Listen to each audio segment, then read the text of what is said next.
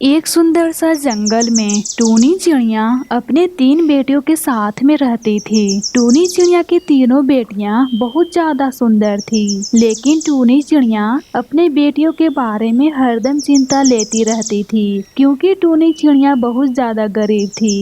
एक दिन की बात है, टूनी चिड़िया की बेटी मुनमुन कहती है, माँ, तुम क्यों हरदम चिंता में रहती हो? क्या चिंता में रहने से हमारे घर की हालात सुधर जाएगी? माँ, हरदम तुम चिंता में मत रहा करो, वरना तुम बीमार पड़ जाओगी, समझी माँ तुम? और वैसे भी हमारे घर का हालात जैसा भी हो, हम सबकी जिंदगी कट रही है ना। बस ईश्वर पर भरोसा करो माँ, वो सब ठीक कर देंगे।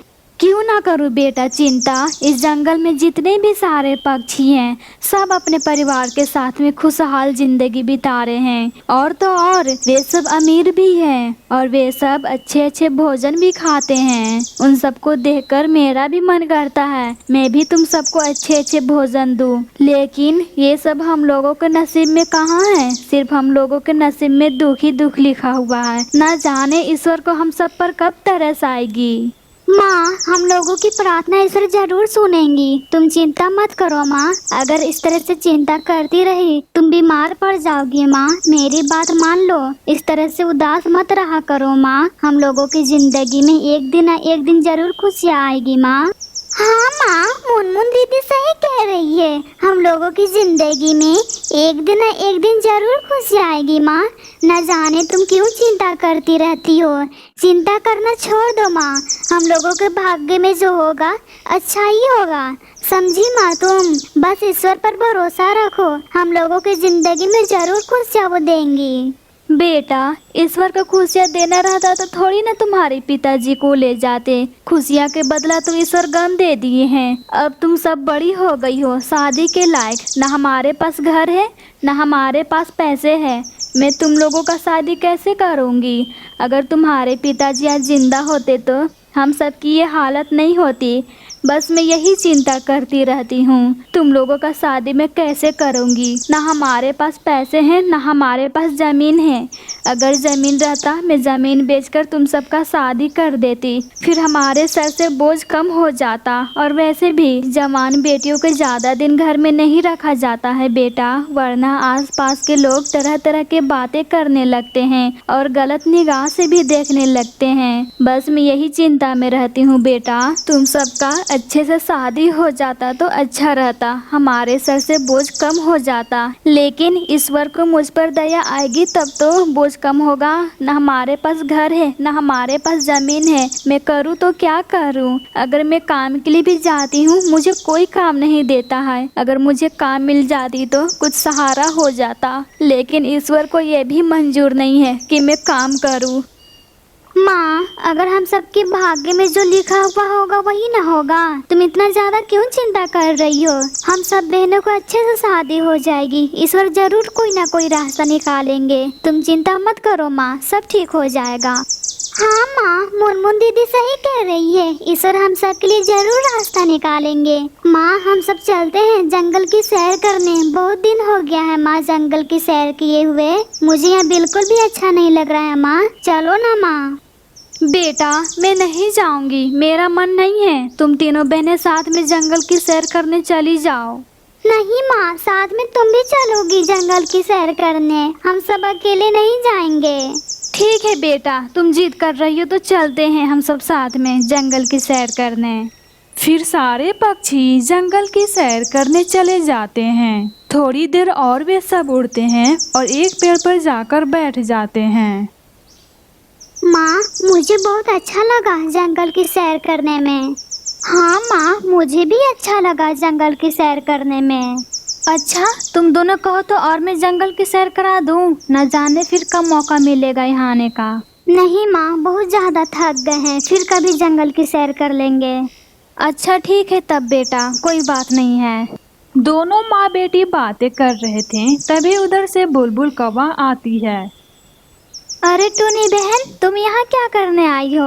अच्छा, अब मैं समझी। तुम परेशान होकर अपने बेटियों के साथ में जंगल की सैर करने आई हो ना? और हाँ, ईश्वर को भी तुम पर रहम नहीं आ रहा है। कितनी ज्यादा तुम बदकिस्मत हो। बेचारी सिर्फ अपने बेटियों के बारे में सोचती रहती है। न जाने तुम्हारी जिंदगी में कब खुशियाँ देंगे ईश्वर।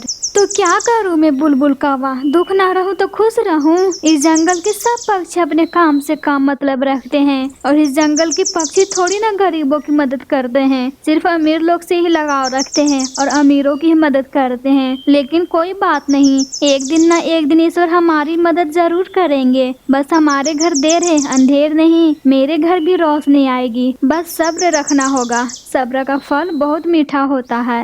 हाँ टूनी बहन, सब्र तो रखना ही होगा। खैर ये सब बातें छोड़ो, अब मैं चलती हूँ। और हाँ, दुख होने की ज्यादा जरूरत नहीं है, सब ठीक हो जाएगा। हाँ बुलबुल कौवा, जैसा तुम कह रही हो वैसा ही हो। बस ईश्वर से यही प्रार्थना करते रहना, हमारी जिंदगी में जल्दी खुशियाँ आ जाए। हाँ टूनी बहन, ऐसा ही होगा। तुम्हारे जिंदगी में जल्दी ही खुशियाँ आएगी। ठीक है, अब मैं चलती हूँ। तुम लोग अपना ख्याल रखना। इतना कहकर बुलबुल कौवा वहाँ से चली जाती है। इधर टूनी चिड़िया कहती है, बेटा अब चलो घर, बहुत समय से हम लोग यहाँ हैं। अब रात भी होने वाली है, चलो बेटा यहाँ से। ठीक है माँ, चलो तब। फिर सारे पक्षी अपने घर आ जाते हैं। बेटा आज की रात हम सबको भूखे सोना होगा। मेरा बिल्कुल भी मन नहीं है भोजन की तलाश में जाने का।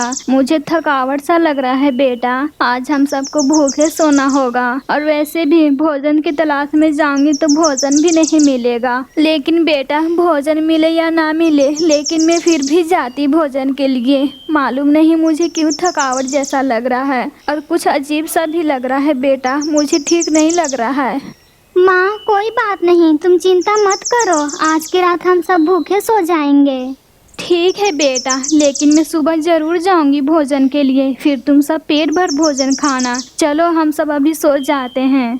फिर सारे पक्षी सो जाते हैं। फिर रात से दिन हो जाती है। टूनी चिड़िया की तीनों बेटियां सोकर उठ गई थीं, लेकिन टूनी चिड़िया अब तक नहीं उठ पाई थी। अपनी माँ को देखकर नैना कहती है, मुनमुन दीदी, माँ क्यों नहीं उठी? माँ अब तक उठ जाती थी सोकर, लेकिन आज माँ को क्या हो गया है? अभी तक नहीं उठी है सोकर। नैना, माँ हम सबको छोड़कर ईश्वर के पास चली गई है। हम सब अनाथ हो गए हैं नैना। दोनों पक्षी बातें कर रहे थे, तभी उधर से मीठी तोता आती है। नैना क्यों रो रही हो? क्या बात है बेटा? और तुम्हारी माँ अभी तक क्यों सो रही है? मीठी आंटी, अब हमारी माँ जिंदा नहीं रही। हमारी माँ अब ईश्वर के पास चली गई है। अब हम लोग अनाथ हो गए हैं मीठी आंटी। अब हम लोग कहाँ जाएंगे? माँ तो हम लोगों को छोड़कर चली गई है ईश्वर के पास। न जाने हम लोगों के भाग्य में क्या लिखा हुआ है। नहीं बेटा, तुम लोग अनाथ नहीं हुए हो। मैं तुम लोग का देखभाल करूंगी। चलो यहाँ से बेटा हमारे घर, मैं तुम लोग को अच्छे से रखूंगी। चलो बेटा यहाँ से। ठीक है मीठू आंटी, हम सब बहनें चलते हैं आपके घर। फिर सारे पक्षी घर चले जाते हैं और सब साथ में हंसी खुशी से रहने लगते हैं।